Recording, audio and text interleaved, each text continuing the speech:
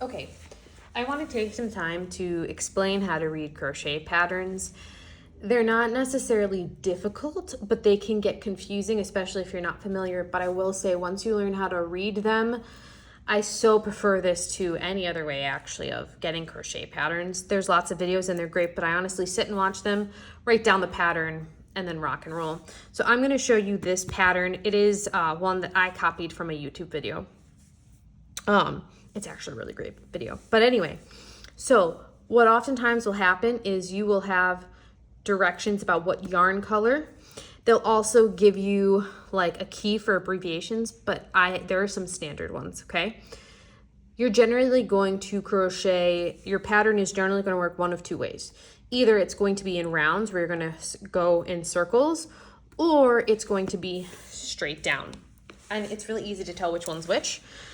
You can tell one of two ways. One, as you can see, mine starts with rounds, not rows. The other thing is you can see that it starts with a magic ring. Anything that starts with a magic ring, you're gonna go work in rounds, okay? So you start with a magic ring and you're gonna put 6 single crochets in that magic ring. That's what SC means. And then at the very end, you know that you should have 6 V's, okay? Sorry, I know my camera's getting a little funny, but I don't have a fancy camera. The next round, it's 6 increase. Sometimes it'll just do increase and it assumes that you understand that single crochet, which means that you're gonna do 2 single crochet stitches in each V, which is why you go from 6 to 12 V's, right? And then you can see you're gonna do 1 single crochet, and then you're gonna do an increase, and then you're gonna go back and forth 6 times in total, and at the end you should have 18 V's, right? So it kind of walks it through. So if it says DC, that means a double crochet. It sometimes can also mean decrease, right?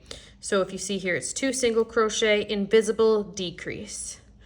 Or it's a front loop only decrease stitch, which is an invisible one, okay? So it's important to know which one. There's sometimes other directions, like this one has adding some details to the ball. That other way, and remember, you might be making different components. So this one, you start with a ball and then you make 2 wings, right?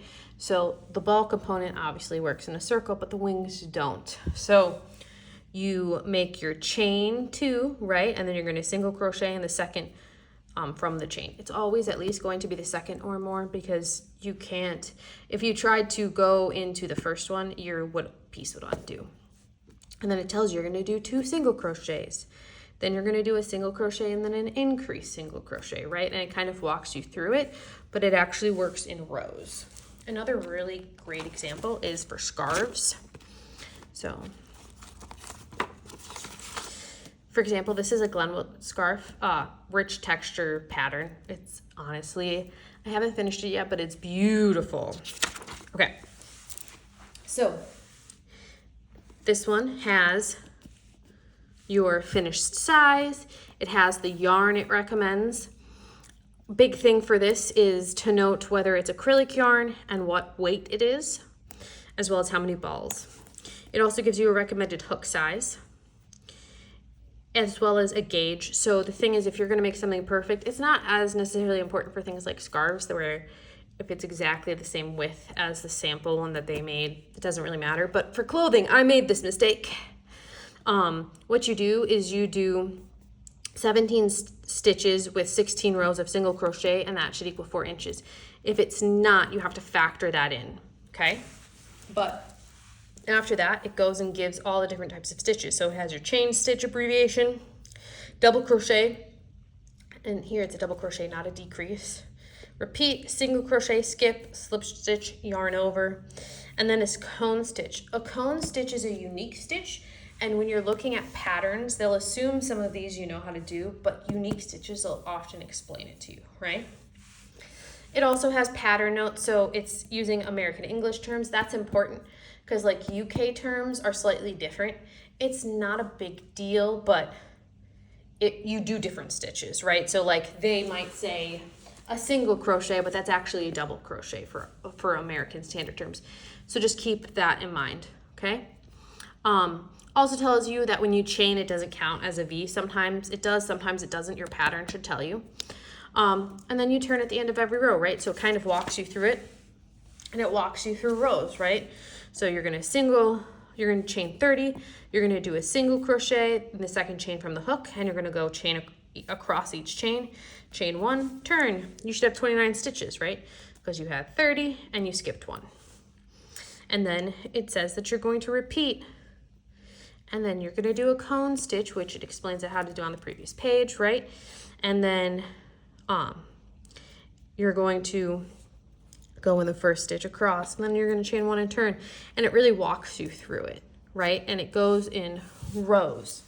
It's one of those things where it seems like a lot, but you just get familiar with the abbreviations, especially because a lot of them are standard, and it's not a big deal, okay? If you ever are trying to read a pattern and something doesn't make sense and you need help, please let me know. Like, feel free to send it to me, and I am more than happy to help you figure it out, okay? I hope this helps. Please let me know if you have questions or concerns.